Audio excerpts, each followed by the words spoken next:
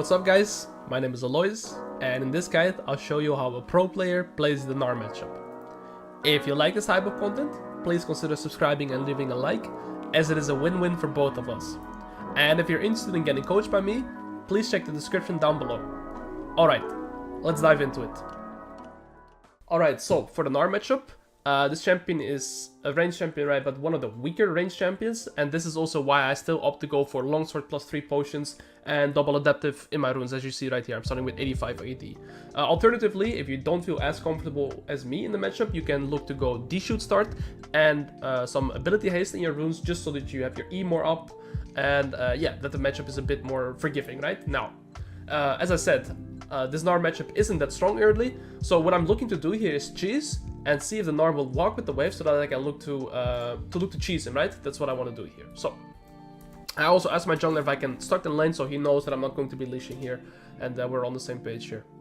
Alright, so here again, I'm looking to see if I can cheese the Gnar. He doesn't walk up. Alright, so here I'm assuming this guy's probably leashing, right? Meaning this guy's starting here, this guy's starting here, they're both pathing into bot, no jungle interaction on top lane in the first 4 waves. So first thing you'll see me do here is instantly look to get the priority. This is very, very important to do in range champions specifically as well.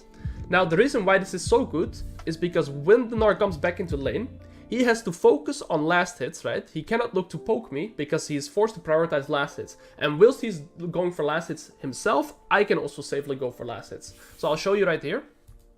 Once he comes back, right now, only thing he has to do is focus on last hits, so he can never look to poke me. Let's say the roles were swapped, right? Let's say he has the priority right now. So let's say he is Gnar right here, and I'm the Riven. If he's Gnar and I have to forcefully walk up for these last hits, he's always going to be able to poke me, right? And that is why it is so good to look to get the priority early game, because the more aggressive you play, it's also easier to go for last hits, because simply he has no time to poke you. So this is really good to do. So as you can see, I can safely go for all these last hits. Yeah, simply he has to go for the last hits, and I have the wave priority. So I have a bigger wave as well. He doesn't want to trade in the wave. So this is perfect. I'm just going to do a level 2 wave crash, get his bone plating out. The reason why I do a level wave 2 crash here is because this third wave is simply too far away. There's no point in hard pushing slow pushing this, because it will be stuck in front of his turret. I wanted to reset into a neutral spot, so I do a second wave crash here. And that's all good. Very often they also lose a lot of CS. Whilst they're doing this, farming under the turret, so it's very good here. Now, since I get the priority, I look to ward their golems, and this golem ward is very good to kind of spot out what the pathing of enemy jungle is, right? Very often they will do red buff into raptors into bot, or maybe even red buff into bot, right? And because I spotted that they've done the golems now, we know that he did red buff, golems, raptors into bot set, right? So we know that he's just done the standard full clear. I know he's on wolves right now. I ping my team as well. So very standard. Okay. I took my E second, and I'm just looking to contest the wave here because he's getting mega, right? Whenever this guy's getting mega and gets level 3, he's very scared to do with. And here I remember I get chunked quite a bit. Yeah, I suddenly get hit by the end here. He jumps in, well played by him, and I get a little chunked here, lose a potion. He just spaced me well. Now the problem is that the wave is bouncing into me, right? So I'm mostly forced to concede this wave right now, simply because it's too big for me to contest. And now is the problem where if I ever walk up to go for trades, right, he can punish me for free simply because he has dead time, meaning he doesn't have to farm last hits. So whenever I'm walking up for any last hit, he can look to punish me, and this is always the position you want to avoid, right? So yeah, now I can't really look for trades. I do end up doing it. It was a mistake. It cost me a potion. Yeah, don't do that. So I'm just forced to receive this wave. I do try and thin it out as much as I can whilst he's going for last hits, right? Here he's looking for last hits, so I can thin out the wave a little bit, but that's all I can do. The wave is still way too big for me to ever contest. So it gets level 4 first. And as I said, yeah, just receiving here all normal. So the wave crashes. Now realistically, this Gnar should look to recall, right? The reason why he should recall is 1, because he has TP. So what he could do right now is recall, TP back, and then I'm stuck in lane, right? Because I'm forced to collect this wave. And then what do I do after I've collected this wave? I cannot look to play with just a longsword and 1 potion on this next wave that's going to come up in the center, right? Actually, it's slow pushing back into the Gnar even. So it would be perfect for him right now to recall and TP back, forcing me into a bad spot, right? Now, I do remember this game. He luckily didn't, but I still want to explain this to you guys to see how big it would be if he had just recalled and TP'd here, because it would completely mess up my game. Now, the opposite happens. He stayed. He even gets a little bit chunked by my Karthus. And now I'm in a very good spot, right? So let's pause the frame here, look at the wave. What should I do? I think there's 2 options. I can look to instantly hard push this before this next wave comes. I could try, right? But it's very hard, and even then Gnar could like try and like hold the wave, make it hard for me to recall, right? Freeze it a little bit, pull the wave, etc. It's very tricky to do. So I'm not going to do that. Also, one other thing, I'm on 800 gold right now, so I'm also trying to calculate if I push this wave plus next wave, I'll have enough gold to get the reset that I want, right? Which is Iron Spike Whip. So I'm going to look to slow push this, try and keep this wave in this position to make this next wave come up all the way into the lane where I can push it instantly and then let 2 waves at once crash into the turret. So let's look at how that plays out. So I'm slow pushing here, waiting for the next minion wave that is right here, right, to walk up. This is where I'm looking right now. Now I see the waves coming relatively close, so I can look to hard push this. And as you see, the wave is still in this position, whereas so that enemy next wave can walk up all the way to my lane where I can farm it in a comfortable spot. So as you see right here, it's gonna end up being in the center. And the nice thing about this is, first of all, I'm not gankable. Second of all, I can push it as fast as I want, right? Because I'm level 5, this Gnar can't really contest me, my wave is too big. And then I can get it safely crashed all the way without missing anything, because this is where the next wave is at. I'm going to be recalling, and I'll be back in time to catch all of that wave if he were to hard push. So now Gnar's in the position that I was in. He's kind of forced now to catch this and to recall, right? So perfect, I get my whip, I run back, and now he stayed again.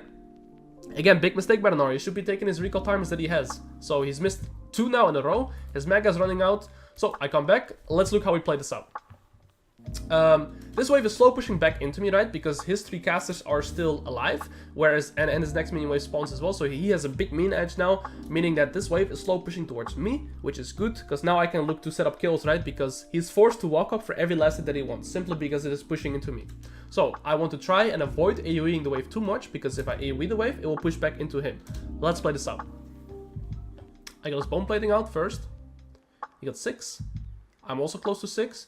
So now he walks up. I get 10 Conqueror stacks, I get my 6, Ignite for movement speed, and just ult flash. And then, yeah, we get the kill. Hit him at the end. I think the only way he lives there is if he dashes sideways.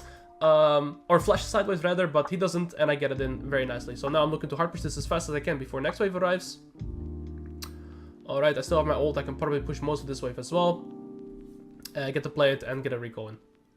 Lovely.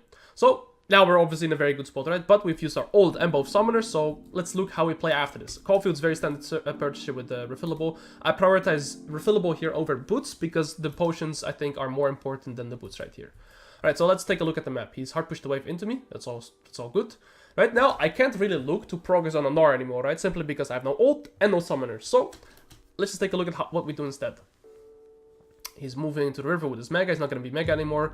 He's dropping the priority. I saw enemy jungle bot. He's taken dragon. So with that information in mind, I'm going to look to hard push this wave and look to proxy. Because there's no camp to take here, no camps to take here. Cards is top side, right? Enemy jungle is bot side. Gnar no mega. I get the priority here. Easiest decision here is to just go on proxy. So we take the wave and we can go proxy. Gnar cannot stop me, right? So there we go. We end up being here. And now let's also take a look at how I push this. I hit this one first. Q once at this, because I only need Q, W, and whip. Or I don't even need my W here, but because I'm so strong already with AD, right? So I see them 4 bots, so I can just take these camps whenever I want. And of course I can only do this because I know that enemy jungle is bot side.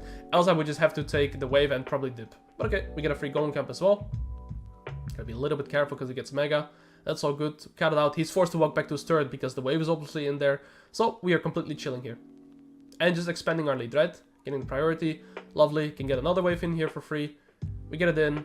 And he's forced to catch his own wave again, so we can recall.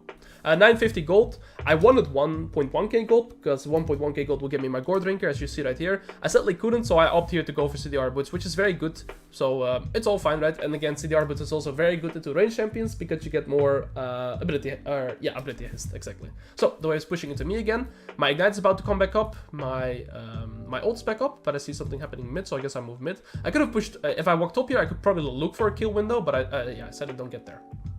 It's okay, we end up being mid, catching 2 waves there, a little taxation, and we come back top.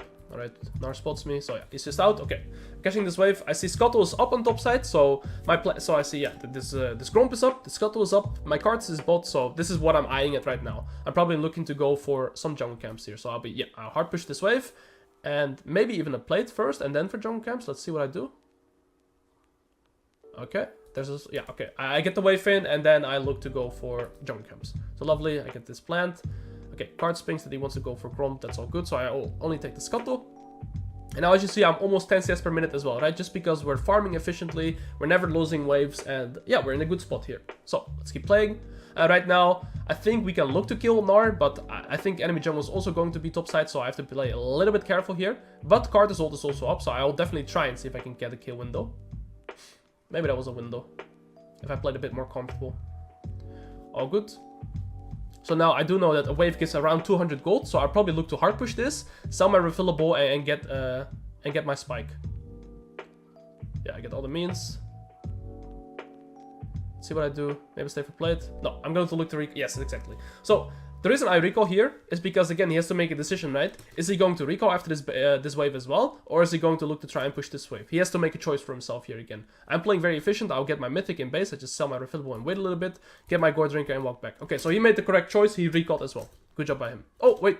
Okay, he's rolling again, unfortunately. So right now I have gourd drinker plus boots, and he only has tabbies, right?